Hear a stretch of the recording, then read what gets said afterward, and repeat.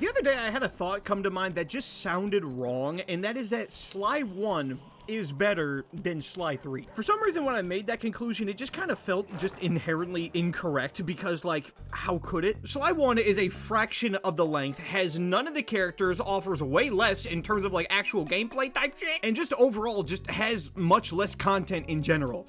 But the problem is, I consider all of those, to be honest, kind of its strengths. The last time I played Sly 3, I remember having a far much less enjoyable experience than a positive one. But I also recently played Sly 1, and my only thought was, holy shit, this game's good. The weird part about Sly 1 is that it's not really a Sly game in terms of, like, the actual gameplay itself. Once you've played Sly 1, 2, 3, and 4, the first game is just noticeably entirely different. Instead of various missions that work you towards pulling off, like, a big heist or a job or something like that, Sly 1 goes for a far more simpler get to the end of the obstacle course kind of vibe. The best way that I could think of to describe it is that imagine if Mario 3D World was the quote Mario 1, but 2, 3, and 4 were all Odyssey in terms of gameplay. Like, it's nowhere the same thing, but why the hell is that better? I think it's just because Sly 3 to me feels like a worse 2. Sly 2 has one mission I would consider outright bad.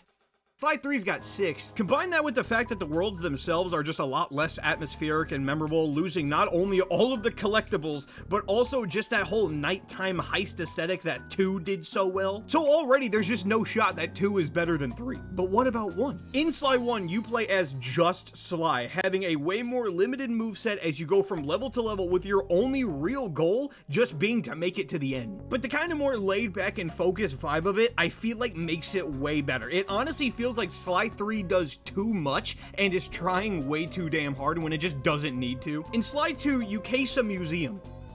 In 3, you fight a fucking dragon. In Sly 2, you take part in a ballroom dance party to be used as a distraction. In 3, you climb a giantess fox. This isn't to say that 2 is without its crazy shit missions, but it's used very sparingly. There's a mission in Sly 2 where you steal keys to lower a drawbridge. In 3, you're a pirate vasting across the high seas before coming face to face with a giant kraken from the depths of the ocean that you then later mind control so that you can get Bentley's virgin ticket out of certain danger. The reason I say all of this is because 3, in comparison, just feels like an extremely messy, unfocused game that essentially ditches all of what makes a Sly Cooper game a damn Sly Cooper game. Even with its drastically different gameplay, in Sly 1, you're still sneaking around guards in a casino, while in 3, you're running through the streets in broad daylight so you could blow something up. It just lost its focus and identity, it feels like. Sly 1 is a phenomenal 3D platformer. While not having the high setup style missions that the sequels have, 1 is still a very compact, to the point, and just incredibly quality package from start to finish, with genuinely only like 2 or 3 low points in the entire thing that only last a minute or 2 regardless. Sly 1 just inherently feels like a much better and more fun game to play. Each level is filled to the brim with little clue bottles that you can collect to unlock a safe that gives you a new ability per level,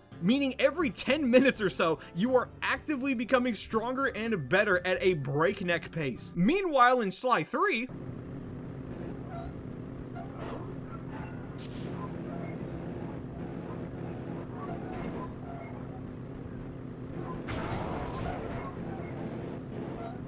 once you 100% every level in the game, you also unlock the Master Thief Sprint challenges, which just by doing that make you feel like you're just so good at 3D platformers just because of how seamless you move through each level. And by doing this, you also unlock the director's commentary for every single level in the game, as well as a behind-the-scenes movie. And when the game was put on the PlayStation 5 store, it was given brand new achievements, which are just so damn fun to run through and make you have to actually think outside the box for how to pull some of them off, while also never feeling bullshit or boring in any way, leading Sly 1 to just simply feel like a focused, reliable, and addictive, albeit simple, kind of 3D platformer, followed up by its sequel, Sly 2, which is just so different and expansive that it may as well just be the first in the series, where you now play as a group of criminals, all working together to pull off a big heist. 3, in comparison, just kind of feels pointless. It's the same basic idea, just without any of the focus or actual, like, real stealth gameplay that makes Sly him. And while 2 is without hesitation the best in the entire series,